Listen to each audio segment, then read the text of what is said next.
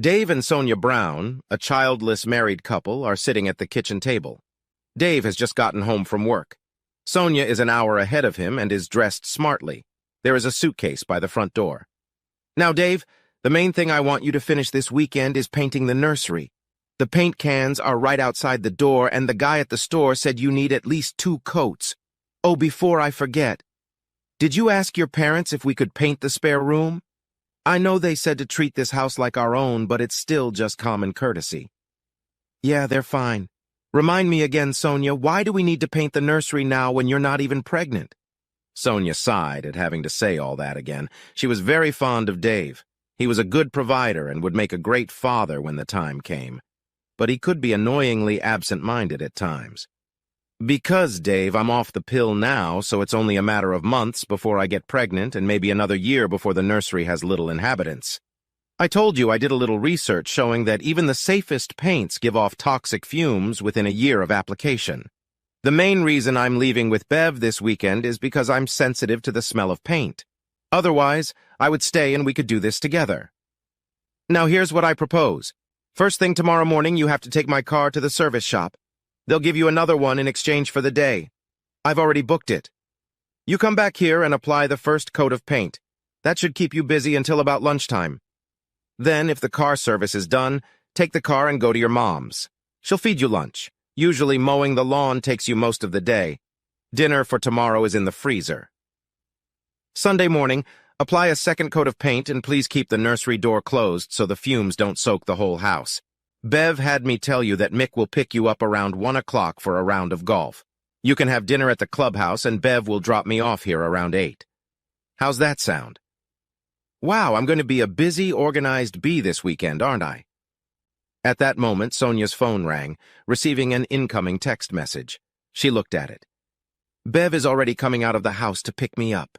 Now, are you sure you have everything you need? Don't worry, woman. I'll be fine. Are you sure you'd rather stay here with me than go to a spa weekend with Bev? We could try to have a baby in 2 days. Ooh, tempting, Dave. But as I understand it, to have a dirty weekend, we'd have the rest of our lives, and I, to enjoy a little freedom, only have time left until I become a mother. Sonia had to turn away from her husband when she said that. Her self-image as a decent, honest person was badly damaged after the recent decisions. All right, Sonia. I guess all you have to do is open that little parting gift I bought you. Dave reached under the table and placed a wrapped box the size of a pack of cigarettes in front of Sonia. She looked at it, a little puzzled. Should I open it now, Dave? Can I do it this weekend? That's your business. You can open it now or later, but I highly recommend using it this weekend. Sonia grabbed the gift and began to tear off the wrapping, exposing the cellophane-wrapped box. It took her a moment to realize what it was. Dave filled the silence. I had to act at random, but I think there are 12 condoms enough for 2 nights and 2 days at the spa for you and Paul.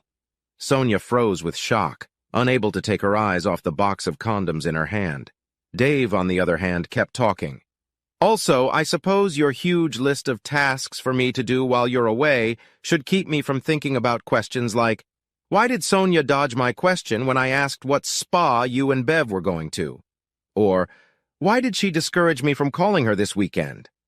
Sonia couldn't move, couldn't think, couldn't act. Her foolproof plan to have one harmless pre-motherhood affair, instigated by her best friend, had just blown up in her face. She was shocked. Did you save the receipt for the paint, honey? Yes. This room needs to be repainted, but I don't think a light pastel shade suitable for both boy and girl would be appropriate right now. I'll get a different color when I drop your car off at the service tomorrow. I suppose, reasoning logically, you have no reason to rush out on Sunday afternoon now that I know what you're actually going to do. Oh, great acting, by the way. You were really convincing in your lies. Unable to believe the empty words, Dave fell silent and watched Sonia destroy herself with self-incrimination.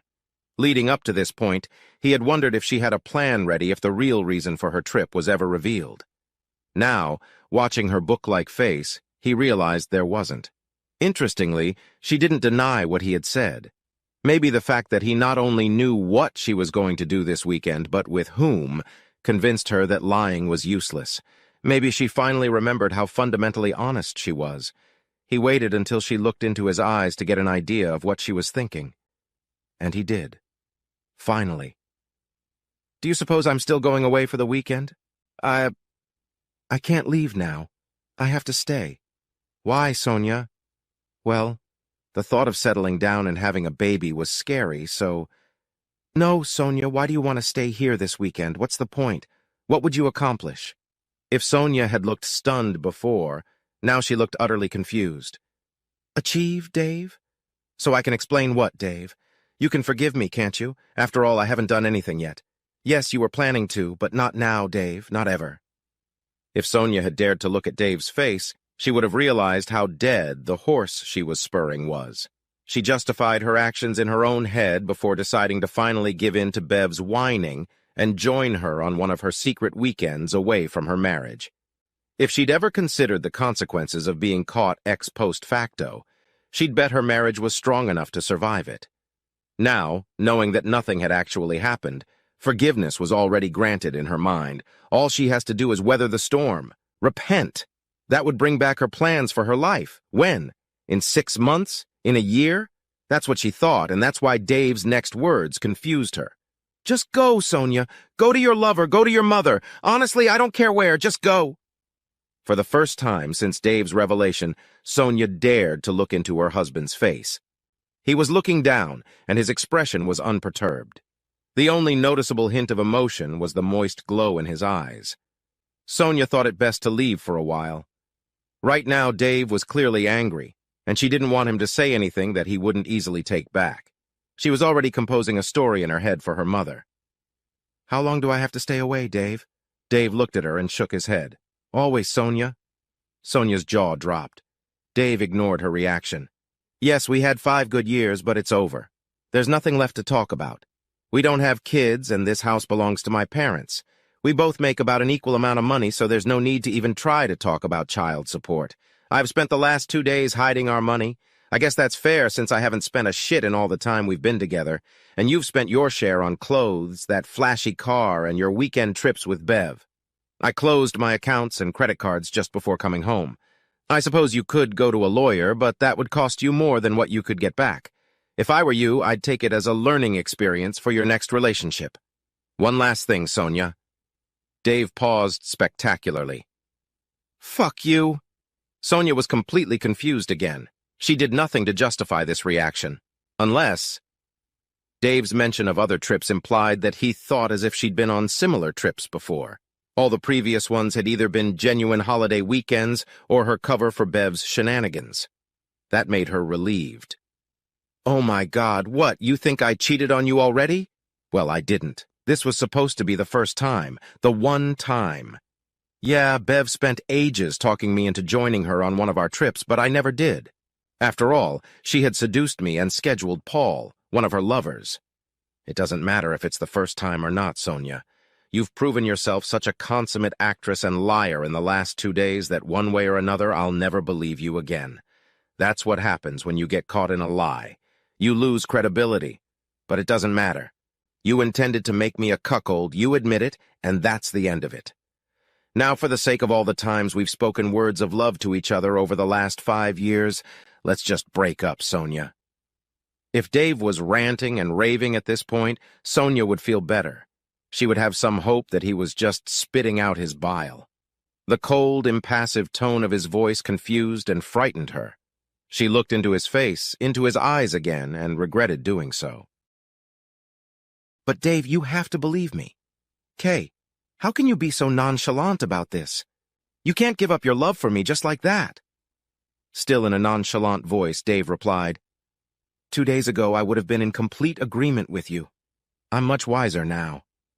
Dave's voice grew louder and louder throughout these 2 sentences. Finally, his face began to express anger. On Wednesday, I get home from work a few minutes early with flowers for you, I might add, and I park on the front lawn to wash the SUV.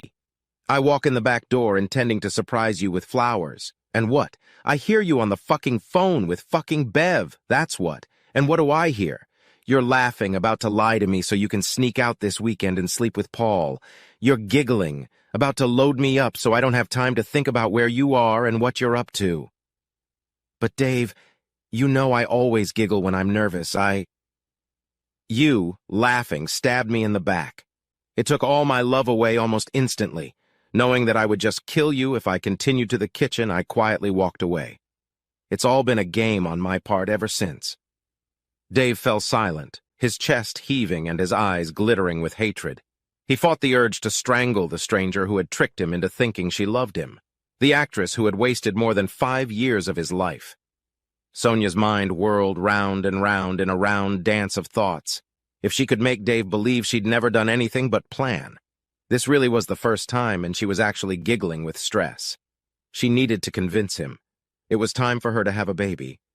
It was all part of the plan. Dave fiddled with his cell phone. He pressed a button, then held the phone up to her. His face turned back into an impassive mask. From the speaker of the phone came a voice, her voice. Ha ha ha! I suppose it's going to be the hot idea of poor old naive Dave painting the nursery while I cheat on him behind his back. Ha ha ha! I guess you could say feathering our nest. Even with all her rationalizations, all her filters and delusions, Sonia found this tiny passage extremely devastating. For a moment she could imagine how Dave had felt the first time he heard it. The work that lay before her, rebuilding his trust and love, suddenly became like the view of the summit of Mount Everest from base camp. At that moment, a car horn sounded. Bev had arrived. Staying in the car, she hoped not to avoid looking into the eyes of her longtime friend, the friend whose wife she had seduced with her degraded moral view of the world. Sonia heard the horn honking and realized it wouldn't stop until she got out and talked to her best friend. The problem was that her struggle needed to start right here and now. She was embarrassed by the dilemma. Dave brought her out of the impasse. I think that answers my question. What question, Dave? When I spoke to Mick an hour ago, he still hadn't decided whether to incriminate his wife before she left or ambush her while she was away. I think he decided to do the latter. Sonia looked at the phone in her husband's hand and remembered that conversation with Bev on Wednesday. She was pretty sure the words she'd said were enough for Dave to realize that Bev was an experienced broad, even listening to the conversation from one side. Her best friend is in big trouble. She just doesn't know it yet. Turning around, she sprinted out of the house. It was raining pretty hard, so she jumped into the passenger seat. He knows! Who knows? So what? Mick knows you're going away this weekend to fuck Peter. Without giving Sonia time to get out, Bev tore the car off. Soon after, Dave heard the sound of burning tires outside. Epilogue. Not believing he'd been lucky enough to get her out of the house so easily, Dave set Sonia's suitcase on the porch, wrote the single word entry to Mick, then picked up his tools and began changing the locks. He whistled as he worked, and why not? He was already venting his anger, crying his regrets, and banishing evil from his life. Sonia was too busy crying and ranting on Bev's shoulder to even bother him with phone calls, and that was fine with him. After changing all the locks, he sat down at his computer, copied the voice-recorded file from his phone to his laptop, attached it to an email titled, "Why I'm Divorcing Sonia," and sent it to all the addresses in his and their shared address books.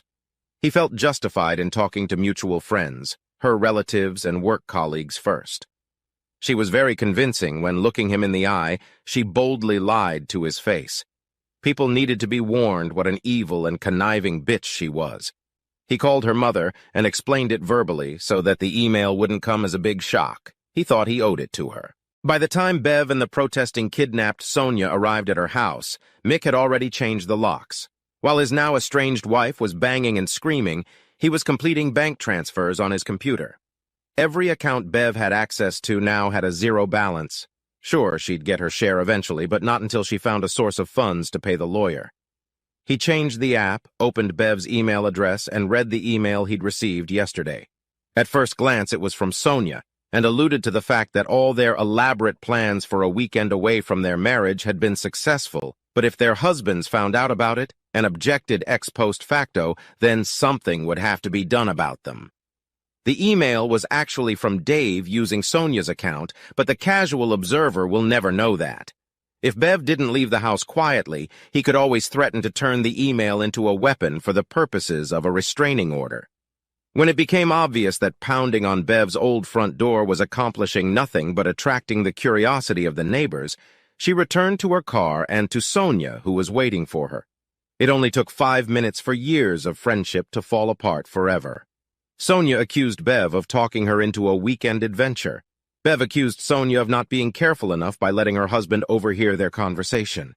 Bev dropped her former friend off at her old house, shrieking shrilly, "Bitch!"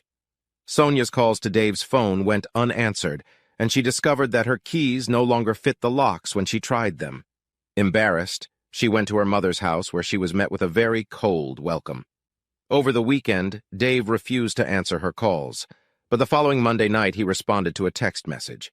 If she arrived at the house at 2 o'clock the next day, he told his roommate to watch Sonia while she packed up her remaining personal belongings.